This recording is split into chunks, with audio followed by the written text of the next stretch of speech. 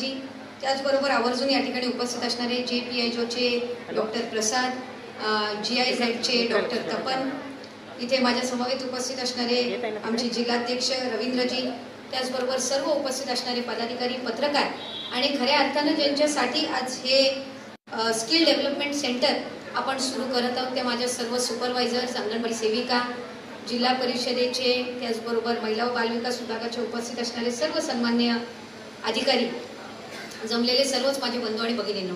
आपल्या सगळ्यांसाठीच आजचा हा दिवस अतिशय आनंदाचा दिवस आहे की आपल्या देशामध्ये आज GIZ आणि JPIJO यांच्या सहकार्याने आणि भारत सरकार यांच्या संयुक्त विद्यमानाने देशामध्ये फक्त 10 अशा या आपल्या स्किल डेव्हलपमेंट सेंटर हे सुरू केले जात आहेत आणि त्या 10 सेंटर्सपैकी एक सेंटर आज आपल्या गडचिरोली जिल्ह्यामध्ये सुरू होत असल्याचा एक आनंद निश्चितपणाने आम्हाला सगळ्यांनाच आहे। आणि खऱ्या अर्थानं देशातील 10 जिल्ह्यांपैकी ज्या वेळेला महाराष्ट्र राज्याला संधी मिळाली की त्यांनी त्यांच्यापैकी एक जिल्हा निवडावा, त्यावेळेला आपण गडचिरोली हा जिल्हा निवडला, कारण खऱ्या अर्थानं या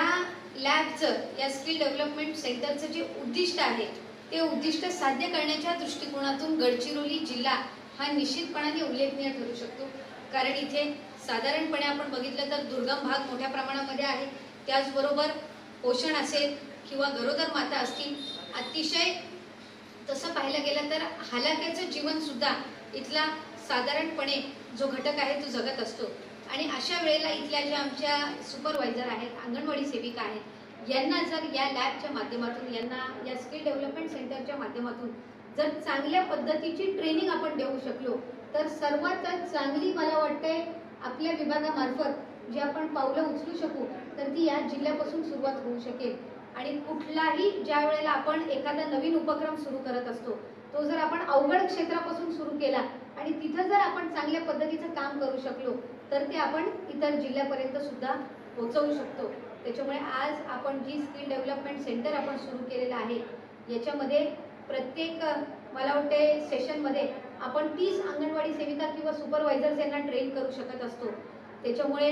आज या स्किल डेव्हलपमेंट सेंटरची सुरुवात होत आहे। या विभागाची मंत्री म्हणून किंवा विभागाचे सगळे आम्ही प्रतिनिधी म्हणून आम्हाला निश्चितपणाने आनंद आहे की आज गडचिरोलीमधील सुपरवायझर्स आणि माझ्या अंगणवाडी सेविकांना आपण चांगल्या पद्धतीची ट्रेनिंग या निमित्ताने देऊ शकणार आहोत। आणि खऱ्या अर्थानं तुमच्या रोजच्या जीवनामध्ये आपण साधारणपणे 3-4 तास अंगणवाडीमध्ये काम करत असता, त्या कालावधीमध्ये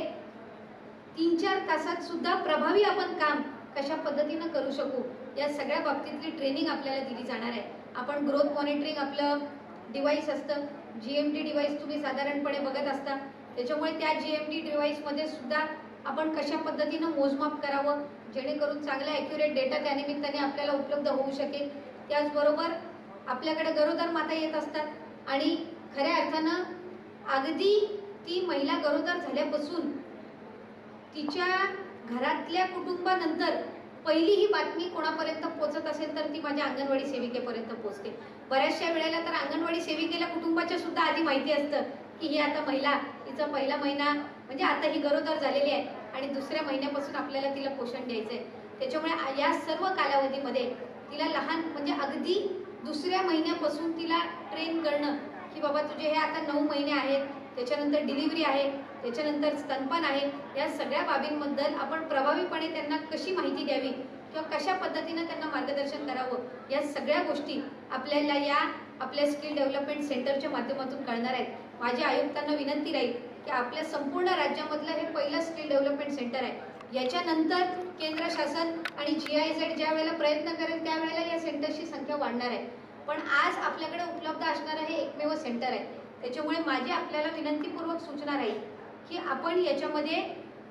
अधिकाधिक राज्यातील सुपरवायझर्सना ट्रेन करा। म्हणजे काय होईल की त्या सुपरवायझर्स अंडर ज्या अंगणवाडी सेविका असतील त्यांना ते तिथं जाऊन ट्रेन करू शकतील। म्हणजे आपल्याकडं भौगोलिकरित्या उपलब्ध असणारं हे एक